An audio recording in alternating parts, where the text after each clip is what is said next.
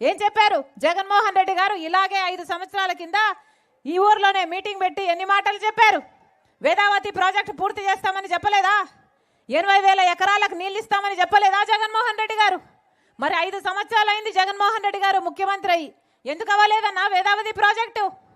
ఎందుకు అవ్వలేదట? ఎప్పుడన్నా మీ మంత్రి కానీ ముఖ్యమంత్రి కానీ వచ్చి ఎందుకు అవ్వలేదు అని చెప్పారా? మళ్ళీ వచ్చారట. ఇక్కడ దారిలో వస్తుంటే చూసాం, ఒక శిలాపథకం ఏమో రాజశేఖర రెడ్డి గారు వేశారు, దాని పక్కనే 2 అడుగులు పక్కన జగన్మోహన్ రెడ్డి గారు శిలాపథకం వేశారు. పోనీ ప్రాజెక్ట్ ఏదైనా మొదలైందంటే ఇంకా ప్రాజెక్టే మొదలు కాలేదట. ఎందుకని? శిలాపథకాల ప్రభుత్వంలా మిగిలిపోయింది జగన్మోహన్ రెడ్డి గారి ప్రభుత్వం. అలాగే కడప స్టీల్ ఫ్యాక్టరీ కూడా అంతే. రాజశేఖర రెడ్డి గారి శంకుస్థాపన చేశారు, మళ్ళీ చంద్రబాబు గారి చెల్లి చేశారట, మళ్ళీ జగన్మోహన్ రెడ్డి గారు ఇంకోసారి చేశారట, మళ్ళీ ఇంకోసారి ఈ మధ్య చేశారట. ఇలా అన్ని శంకుస్థాపనలకు మాత్రమే పరిమితమైతే మరి ప్రజలు ఎప్పుడు బాగుపడాలి? రాష్ట్రం ఎప్పుడు బాగుపడాలి? ఒక్క రకంగానైనా మేలు జరుగుతుందా? ఇక్కడ టమోటా ఎక్కువ పండిస్తారు. పోనీ టమోటా కోసం జగన్మోహన్ రెడ్డి గారు ఏం చెప్పారు? ప్రాసెసింగ్ యూనిట్ పెడతామని చెప్పలేదా? కోల్డ్ స్టోరేజ్ పెడతామని చెప్పలేదా? వచ్చిందా అన్నా? ప్రాసెసింగ్ యూనిట్ వచ్చిందా? కోల్డ్ స్టోరేజ్ వచ్చిందా? 5 సంవత్సరాలు అయింది, ఇంకా రాకపోతే ఇంకా ఎప్పుడు వస్తుంది? మళ్ళీ ఓట్లేస్తే వస్తుందా? ఇట్లాంటి వాళ్ళకి ఓట్లు వేసినా ఒకటే, డ్రైనేజ్లో ఓటు వేసేసినా ఒకటే, వేస్ట్ చేసుకున్నా ఒకటే. వాస్తవం కదా? ఇలాంటి చెత్త వాళ్ళకు వేస్తే ఇక్కడ చెత్త సరిపోలేదని ఈ చెత్తను తీసుకెళ్లి గుంతకల్లో వేశారట.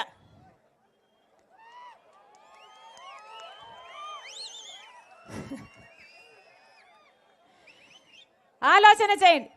టమాటా పండిస్తే ధర వస్తే వచ్చినట్టు, రాకపోతే ఇక రైతు ఆత్మహత్య చేసుకున్నట్టే. వాస్తవం కదా?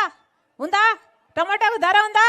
మద్దతు ధర ఉందా? ఈరోజు ఏం చెప్పారు జగన్మోహన్ రెడ్డి గారు? ఇలాగే మైకు పెట్టుకొని 3,000 కోట్లతో ఒక ధర స్థిరీకరణ నిధి ఏర్పాటు చేస్తాము, ఏ రైతు మద్దతు ధర లేకుండా అమ్ముకునే అవసరం లేదు అని చెప్పారు. చేశారా?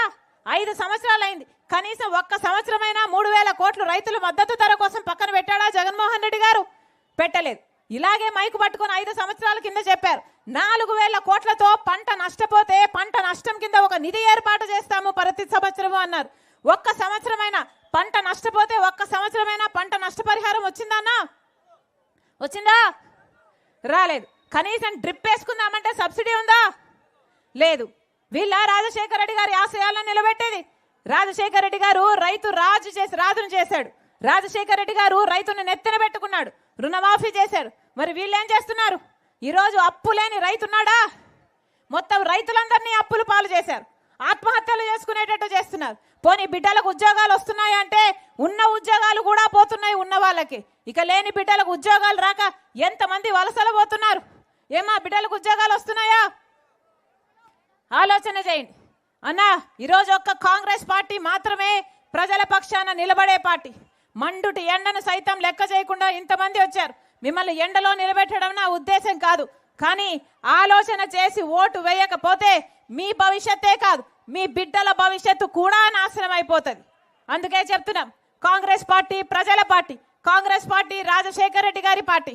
కాంగ్రెస్ పార్టీకి ఓట్లేసి ఆశీర్వదించండి.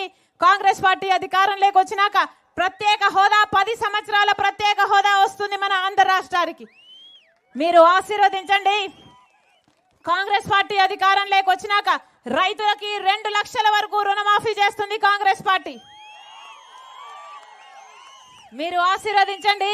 ఇక్కడ ఇంతమంది అక్క చెల్లెలు ఉన్నారు. అమ్మా, మేము చెప్తున్నాం, ప్రతి పేద ఇల్లు గడవడానికి ప్రతి పేదింట మహిళకి 8,333 రూపాయలు, అంటే సంవత్సరానికి 1,00,000 రూపాయలు, 5 సంవత్సరాలకి 5 లక్షల రూపాయలు ఇస్తుంది కాంగ్రెస్ పార్టీ.